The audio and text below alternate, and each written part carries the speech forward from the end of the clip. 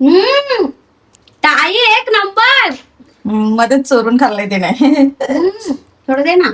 ते बघ ते बघ. असे छान लाडू वळतात. एक नंबर.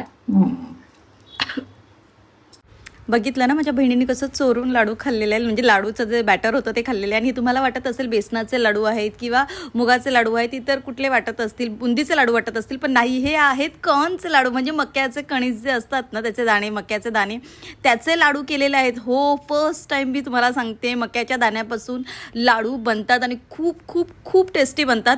हे मक्याचे दाणे डायरेक्ट मी मार्केटमधून आणले, स्वच्छ धुतलेत आणि थोडा वेळ सुकवले, त्यातला पाण्याचा अंश पूर्ण काढून घेतला.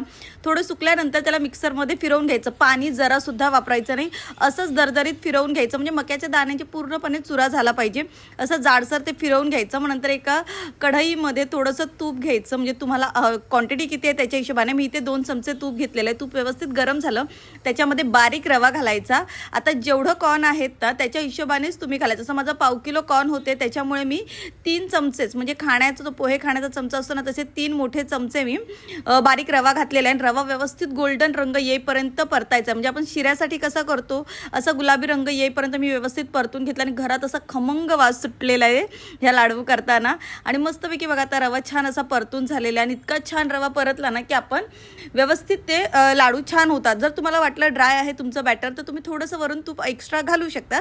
तूप घालण्यात कंजूसी करू नका, मन मोकळेपणाने घाला तूप. आता इथे बघा मी मिक्सरला व्यवस्थित दरदरीत असं हे मक्याचे दाणे वाटून घेतलेले आहेत छान असे. आणि पाणी जरासुद्धा घालायचं नाही, मी परत सांगते हां. आणि हे लाडू एकदा नक्की करा, इतके भारी लागतील ना की तुमचे घरचे ना मागून मागून खातील, हे माझं प्रॉमिस आहे तुम्हाला. व्यवस्थितपणे रव्यामध्ये आता हे बॅटर म्हणजे मक्याचे दाणे व्यवस्थित परतून घ्यायचे, म्हणजे तूप त्याला व्यवस्थित लागायपर्यंत. या सिच्युएशनला मला थोडंसं ड्राय वाटलं माझं बॅटर, म्हणून मी 1 चमचा आणखीन तूप घातलं आणि मग नंतर व्यवस्थित परतून घेतलं. 3-4 मिनटं परतल्यानंतर मी याच्यात आता साखर घातलेली आहे. 1 पेला मी साखर घेतले. माझ्याकडे जाडी साखर आहे त्याच्यामुळे मला 1 पेला पुरेशी आहे. तुम्ही तुमच्या गोडीनुसार कमी जास्त करू शकता साखर. आता इथे साखर पूर्ण वितळेपर्यंत आपण छान परतायची आहे. साखर वितळायला लागली की थोडंसं पाणी सुटायला लागतं, पण ते पाणी आटेपर्यंत व्यवस्थित परतून घ्यायचं. 1-2-4 मिनटंच लागतात, जास्ती मोठी प्रोसेस नाही आहे. 1-10 मिनटात ते लाडू बनतात.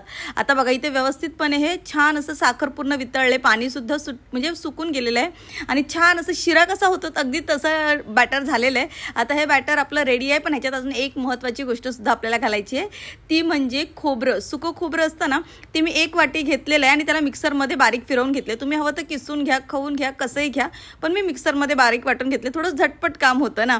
आणि मस्तपैकी मग आता ते बॅटरमध्ये व्यवस्थित मिसळून घ्यायचे. गॅस मंदच ठेवायचा, जास्त फास्ट किंवा बारीक नाही ठेवायचा, मंद आचेवरच ह्या सगळ्या गोष्टी करायच्या.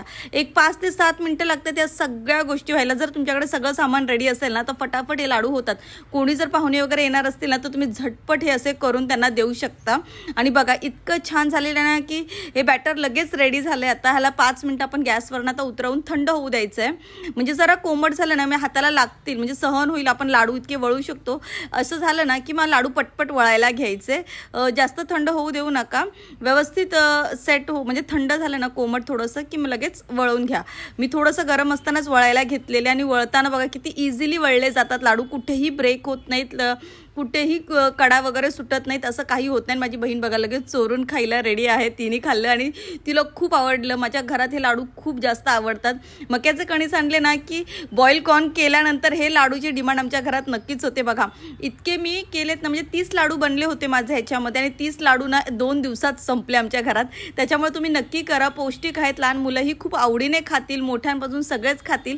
ते एकदा नक्की ट्राय करा ही रेसिपी. आणि आवडली असेल ही रेसिपी तर 1 लाईक नक्कीच करा माझ्या व्हिडिओला. थँक्यू.